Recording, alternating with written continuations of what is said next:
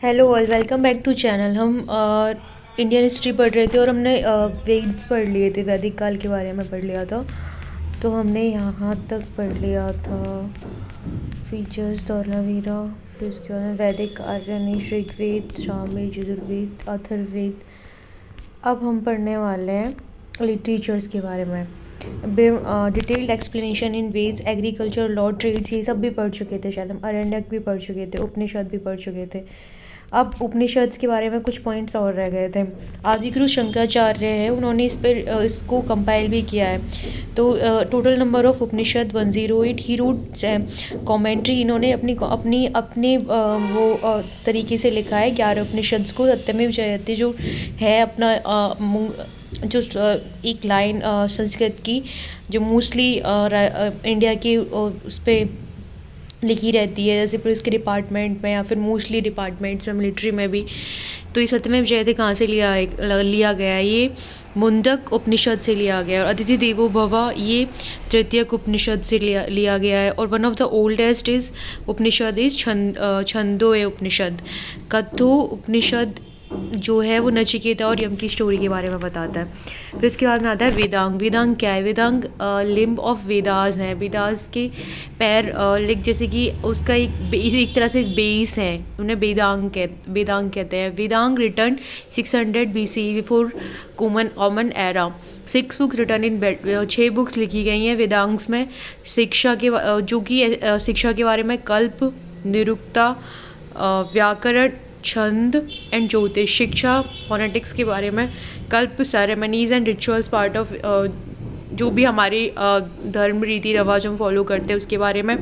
Nirukta deals with एटियोमोलॉजी, मतलब study of the origin, या शब्दों की उत्पत्ति कहाँ से हुई है उस चीज़ के बारे में। व्याकरण संस्कृत ग्रामर के बारे में बताता है कि how to make a sentence, जो कि उसकी उस सेंटेंस को बनाया जाए जिसका मतलब हो, कुछ मीनिंगफुल हो। छंद, rule of for the poetry, पद को लिखने के उसके नियम बताता है। ज्योतिष डील विद एस्ट्रोलॉजी, ज्योतिष के साथ में डील करता है।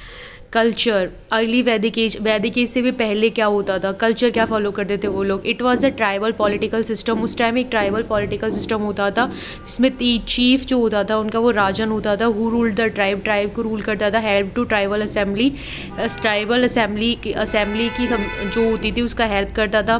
ट्राइबल असेंबली दो तरह से बटी हुई थी, सभा और समिति में। Regulated with the help of whole tribes. इसमें जो भी राजा है वो मतलब डेमोक्रेटिक सिस्टम था, तो राजा को जनता ही चुनेगी। नो आर्मी, कोई आर्मी नहीं थी इस टाइम पे। मेन फूड था मिल्क और मिल्क प्रोडक्ट्स थे। मिल्क था मतलब दही, दूध, दही, सब फूड थे। एनिमल्स इंपॉर्टेंट था, काव। और गोमत जो होता था वो एक प्रोसेसर ऑफ द मैरी, बहुत सारी गाय रखने वाला एक आदमी जो कि अमीर काउंट किया जाता था। गोधूली, इट मीन्स डस्क, शाम का समय। इंडिकेटर ऑफ टाइम को इंडिकेशन करने वाला। गोपा, इट मीन्स किंग और मतलब राजा। प्रोटेक्टर ऑफ काउस को संरक्षित करने वाला। नो सेटल्ड, सुरक्षित करने वाला। No settled life and they were nomadic, कोई ऐसी सेटल्ड लाइफ नहीं थी, मतलब इधर से उधर घूमने वाले लोगों में से। मेन ऑक्यूपेशन जो था कैटल रियरिंग था, जो कैटल को रखना, पालना, उसके द्वारा एग्रीकल्चर वगैरह, कृषि और उस सब में काम में लेना। रिलीजन्स, दे वर्शिप्ड गॉड, ये 33 देवताओं की पूजा करते थे, जिनमें से कुछ 5 यहाँ पर हैं। इंद्र, अग्नि, वरुण, सोम और उषा। इंद्र 2250 हाइम्स जो होती थी उनको बोलते थे। और उनमें जैसे कि बोल के उनका मतलब रेसिटेशन जब करते थे तो इनको बोलते थे। Agni 200 messenger of between god and sun. Varun controller of cosmic orders. और उसके बाद में मतलब खगोलीय तरीकों से जो वरुण जो होते थे। सोम गॉड ऑफ प्लांट, पौधों के देवता। और ये उषा शाम की देवी, संध्या देवी। द ऋग्वैदिक अर्ली वैदिक people worship God for obtaining material benefits but not for any spiritual upliftment. ये कोई साधु संत बनने के लिए नहीं करते थे, बट इनको एक मतलब मटेरियल गिफ्ट में चाहिए होता था, मतलब जिससे कि अपनी लाइफ में अपने आगे अपने प्रजा और अपने पशुओं के लिए मांगते थे। The most important event mention in the Rig battle of 10 Kings. ये सबसे इंपॉर्टेंट इवेंट ऋग्वैदिक काल का ये है कि उस टाइम 10 राजाओं की लड़ाई हुई थी।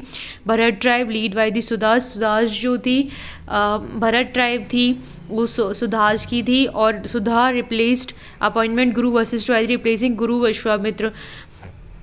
गुरु विश्वामित्र ने रिप्लेस अपॉइंटेड गुरु वशिष्ठ को अपॉइंट किया था सुधाज के लिए, और विश्वामित्र को रिप्लेस करके। Son of Vishwamitra form group of, तो फिर विश्वामित्र के बेटे ने 10 ग्रुप ऑफ ट्राइब्स, मतलब 10 जनजाति, जो भी ये जाति अनुसूचित जाति होती है ना, जनजातियों का, इनका एक ग्रुप बनाया, उसे पुरु कहा गया, जिसमें उनकी फिर उन दोनों की, सुधाज और इस पुरुष के बीच में लड़ाई हुई थी। 10 जो भी ट्राइब थी उनके बीच में बैंक ऑफ रावी रिवर पे 950 BC में सुधा उसको युद्ध को जीत गए थे, और इसे इंटीरियर ट्राइबल वॉर भी कहा जाता है। अब फिर जो ऋग्वेद में अपन ने 10 मंडल पढ़े थे, उसमें 10वें मंडल में क्या लिखा हुआ है, वो 10वां मंडल बताता है ओरिजिन ऑफ वर्ण सिस्टम का ओरिजिन कहाँ से हुआ था, मतलब कहाँ से उत्पन्न हुए थे। तो इनको बताता है, ये 4 भागों में डिवाइड करता है, ब्राह्मण, क्षत्रिय, शूद्र और वैश्य। ये उनके कर्म के आधार पर थे। लेटर वैदिक पीरियड के बाद का समय 1000 BC से 600 BC से आर्यन रीच्ड गंगा आर्य जो थे वो गंगा यमुना रीजन्स में पहुंच चुके थे। ये ऋग्वेद में मेंशन कम किया गया है। On the bank of Ganga alluvial soil iron और आयरन था, तो सबकी नॉलेज आर्यर्स को हो गई थी, तो वो उसी एरिया में निवास करते थे। Agriculture become advance and economy surplus. उस टाइम जो कृषि थी वो बहुत आगे बढ़ चुकी थी, काफ़ी कुछ इवोल्यूशन हो चुका था उसमें। दे सेटल लाइफ, वो अपनी एक जगह रहने लगे घर बना के, या फिर जो भी है सेटल्ड लाइफ जीने लगे अपनी। मेन ऑक्यूपेशन एग्रीकल्चर ही होता था, cultivation of rice. Gradual development of monarchical system of government, king rule the help of रुटनरी and rule over the janapada. उस टाइम पर जो मोनार्कल सिस्टम था उसमें जो किंग है वो मतलब मंत्री की हेल्प से ही राज्य कर पाता था ऑल ओवर द जनपद, जो भी उसका जनपद होता था पूरा, उस सब पे किंगडम कहा जाता है उसे। Economy surplus, tax was impose to pay minister and army. उस टाइम इकोनॉमी को आगे करने के लिए टैक्स लिया जाता था, और वो भी मिनिस्टर्स और आर्मी को दिया जाता था। फर्स्ट टैक्स इज़ भाग के नाम से पहला टैक्स लिया गया था। 3 इंपॉर्टेंट सेक्रीफाइस 3 इंपॉर्टेंट सेक्रीफाइस थे। राजसूय सेक्रीफाइस, दूसरा था अश्वमेध, और तीसरा बाजपेय। तो इसमें क्या था, रॉयल कोरोनेशन सेरेमनी। इसमें मतलब एक ऐसे राजशाही ढंग से जैसे वो होता था, राज तिलक होता था, राज्याभिषेक होता था। और उसके बाद में king perform this sacrifice with the help of Guru, and इस वाली जो परंपरा को वो गुरु की मदद से फॉलो करते थे। His people about to divine blessing of from the God, मानते थे कि भगवान हमें आशीर्वाद दे रहे हैं। Vajapeya sacrifice drink the strength in the chariot race perform. इसमें मतलब रथों की रेस जो होती थी वो किया जाता था, उसकी प्रतियोगिता के बारे में है। फिर है Ashvamedha sacrifice, subjugation of surrounding kingdom and king declared as a kings of king. इसमें एक अश्वमेध यज्ञ होता था। इसमें क्या किया जाता था कि मतलब कोई राजा जो है वो अपने आप को सुपीरियर प्रूव करता था, तो उसमें राजा की अधीनता स्वीकार करने के पर्पज से किया जाता था कि अब मैं सुपीरियर हूँ तो मेरी अधीनता स्वीकार करनी होगी, या फिर मुझसे युद्ध करना होगा। उसे सम्राट कहा जाता है अगर वो पूरे विश्व को जीत लेता है तो। फिर आता है राइज ऑफ जनपद के बारे में। 16 ग्रेट जनपद थे, मगध, वत्स, कौशल, अवंती, बज्जी, मल, पांचाल, मत्स्य, गांधार, काशी, अंग, चेदी, कंबोज, सूरसेन, कुरु और अश्मक। जबला उपनिषद में क्या लिखा हुआ, 4 स्टेज ऑफ लाइफ, 4 स्टेज बताई गई हैं लाइफ की, ब्रह्मचर्य, गृहस्थ, vanaprastha, sanyasa. Vajji Mahasabha, group of 8 tribes, region Vaishali, lead of 8 tribes and Lichchhavi tribes. Chief of Lichchhavi tribe is Chetak and daughter of Chetak mother is Mahavira. Magadh empire बहुत ही पावरफुल और बड़ा एम्पायर रह चुका है। इसमें फर्स्ट जो हुई थी वो हारण्यक वंश था, हारण्यक डायनेस्टी। तो फाउंडर जो इसका था बिम्सार था, फर्स्ट एम्परर ऑफ मगध, पहला मगध का सम्राट।